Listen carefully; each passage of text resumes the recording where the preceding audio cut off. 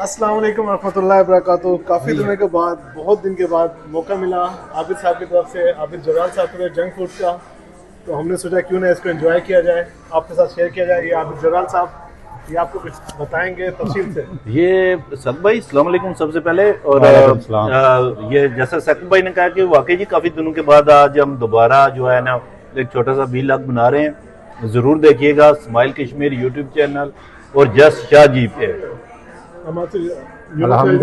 अस्सलाम वालेकुम जी। हम थैंक यू अदा करते हैं अपने ਵੱਡੇ ਭਰਾ ਆਬਦ ਦਾ। ਅਸਾਂ ਬੇਸਿਕਲੀ ਟੈਕਸੀ ਡਰਾਈਵਰ ਹਾਂ ਤੇ ਕੰਮ ਕੁਆਇਟ ਸੀ ਤੇ ਇਹਨਾਂ ਨੇ ਸਾਨੂੰ ਅੱਜ ਦਾਵਤ ਦਿੱਤੀ ਹੈ, ਚਲਾਓ ਤੁਹਾਨੂੰ ਚੀਨੋ ਤੋਂ ਨਾ ਬੈਸਟ ਪੀਜ਼ਾ ਖਵਾਉਂਦੇ ਆ ਤੇ ਇਹਨਾਂ ਦੀ ਦਾਵਤ ਤੇ ਅਸਾਂ ਇੱਥੇ ਆਏ ਹਾਂ।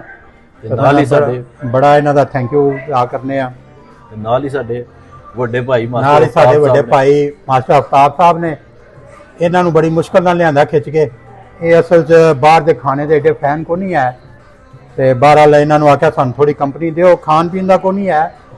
ਬਹਰਾਲ ਥੋੜੀ ਜਿਹੜੀ ਨਾ ਗੈਦਰਿੰਗ ਅਸੀਂ ਕਰਨਾ ਚਾਹੁੰਦੇ ਸਾਂ, ਥੋੜੀ ਗੱਪਸ਼ਪ ਵਾਸਤੇ ਅਸਾਂ ਦੋਸਤ ਬਾਹਰ ਨਿਕਲ ਕੇ ਆਏ ਹਾਂ ਤੇ ਉਹਦੇ ਵਾਸਤੇ ਅਸਾਂ ਥੈਂਕ ਯੂ ਅਦਾ ਕਰਨੇ ਆ ਭਾਈ ਆਬਦ ਹੋਰਾਂ ਦਾ, ਜਿਨ੍ਹਾਂ ਨੇ ਸਾਨੂੰ ਇਨਵਾਈਟ ਕੀਤਾ ਹੋਵੇ, ਜਿਹਨੇ ਸਾਨੂੰ ਲੈ ਕੇ ਆਏ ਨੇ। ਤੇ ਹੁਣ ਅਸਾਂ ਦਾਵਤ ਦੇਵਾਂਗੇ ਆਪਣੇ ਵੱਡੇ ਭਾਈ ਮਾਸਟਰ ਅਫਤਾਬ ਸਾਹਿਬ ਜੀ।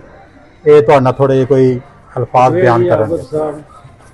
यूनुस साहब तुसां बहुत बहुत शुक्रिया जरा आज दावत दे रहे हो। मैं ज़्यादातर पिज़्ज़ा तो ना खाना होना लेकिन फिर भी बहुत बहुत शुक्रिया। गप शप मारने नहीं ये शुक्रिया तुसां कि तुसां अपना कीमती टाइम कढ़िया। और वाकई के असां जेड़ा ना बाहर खाना काफ़ी अरसे तो बंद कीते असी ते अज असां अचानक ही प्रोग्राम बनाया। एक सुसुन यूनुस साहब नहीं पै जाते बिल्कुल।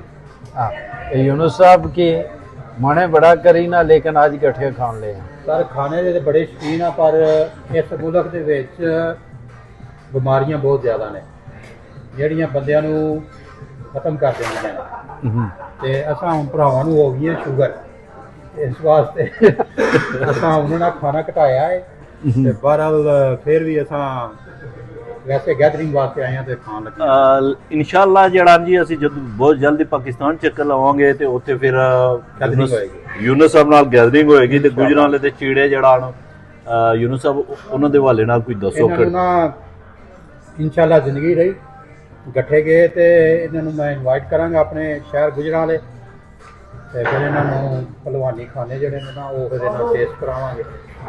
ਕੋਈ ਇਹਨਾਂ ਨੂੰ ਕੋਈ ਕੁਸ਼ਤੇ ਸ਼ੁਸ਼ਤੇ ਖਵਾਵਾਂਗੇ ਤੇ शुगर खत्म होएगी। शुगर खत्म हो जाएगी।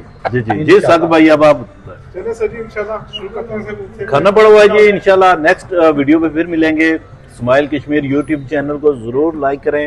और शाह साहब जस्ट शाह जी शाह जी आपके चैनल का क्या नाम है? जस्ट शाह जी पे शुक्रिया। वो में याद रखिएगा। अल्लाह हाफिज़। ओके अल्लाह हाफिज़।